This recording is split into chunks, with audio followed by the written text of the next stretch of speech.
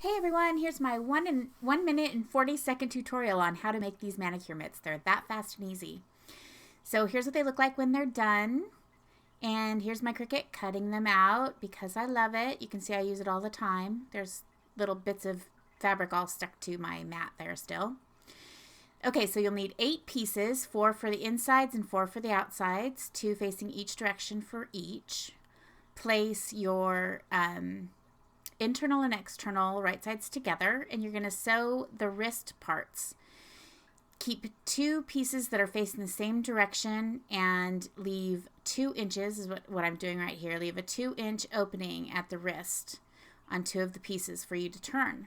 Then you'll put them right sides together with your cotton pieces together and your interior pieces together and pin all the way around. And if you're using a knit on the inside, you're going to want to use a ballpoint needle for that part. So sew your cotton part first.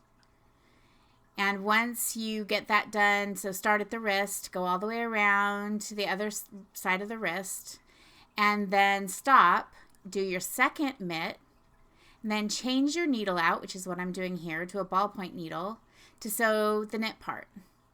Otherwise, your machine will try to eat your knit. That's not fun. But you don't need to worry about doing a stretch stitch.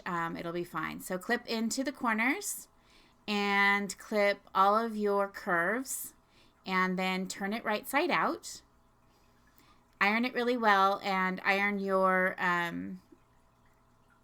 seam allowance on the top under. And then just top stitch around the wrist and it's all done, ready to go. Hope you have fun. Thanks.